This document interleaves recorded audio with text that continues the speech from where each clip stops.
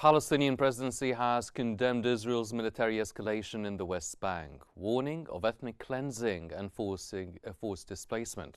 Spokesman Nabila Bourdina reported 29 Palestinian deaths, mass arrests, and severe infrastructure damage in Jenin and Tulkarm. He urged U.S. intervention to prevent further escalation and rejected displacement plans, warning that continued aggression would destabilize the entire region.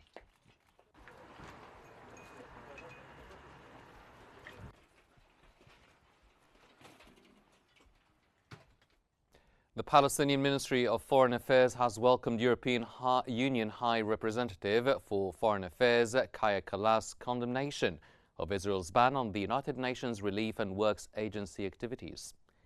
They expressed concern about the severe consequences for UNRWA operations in Gaza and the West Bank, including East Jerusalem. The ministry condemned any attempts to cancel the 1967 agreement with UNRWA and urged international action to reverse Israel's decision to block the agency's essential services.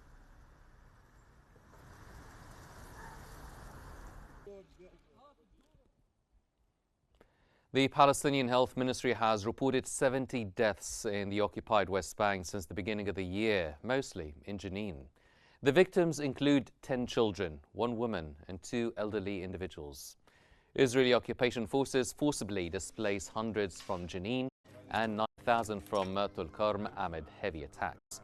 The assaults, marked by infrastructure destruction and home demolitions, are seen as part of a systematic effort to depopulate refugee camps through forced displacement and military aggression.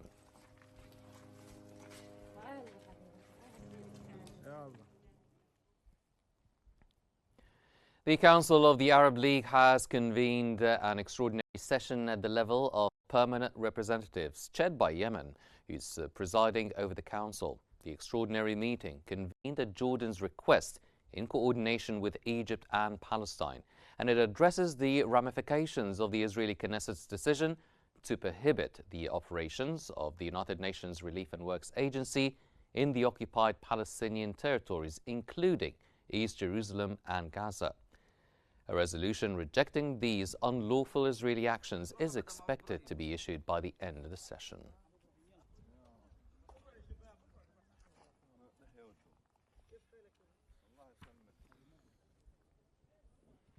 Arab League Secretary General Ahmed Abul Ghait has met with UN envoy Sigrid Kaag to discuss Gaza's catastrophic situation. Both rejected forced displacement, emphasizing that reconstruction can proceed without it. Abul Ghait warned that Israel aims to make Gaza unlivable, stressing urgent humanitarian aid and accelerated rebuilding. He affirmed the two-state solution as the only path to lasting peace, warning that without it, the region faces continuous cycles of violence.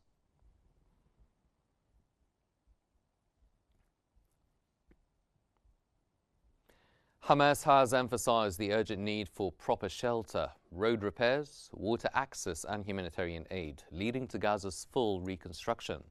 This comes as Hamas accuses Israel of delaying key provisions of the humanitarian protocol, particularly by obstructing the entry of tents, caravans and fuel, as well as hindering the rebuilding of hospitals. Hamas reiterated that these measures are essential for alleviating Gaza's dire humanitarian conditions and called for immediate international intervention.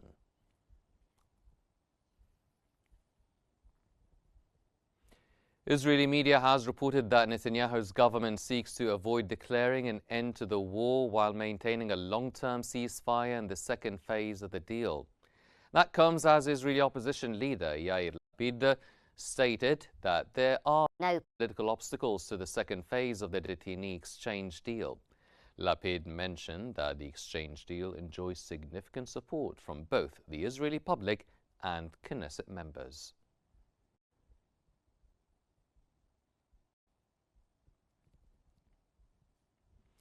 Resigned Israeli Minister of Security Itamar Ben-Gvir has accused Netanyahu's government of violating its stated principles, calling it part of an illegitimate deal. Ben-Gvir criticized Netanyahu for reversing his stance on the Rafah crossing arguing that the Prime Minister once opposed Palestinian Authority involvement, citing security risks.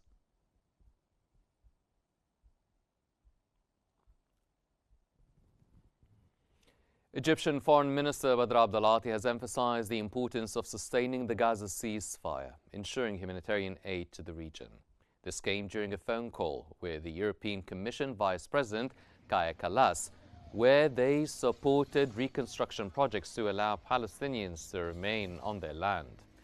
During the call, Abdulati highlighted Egypt's continuous efforts for regional security and stability amidst geopolitical challenges.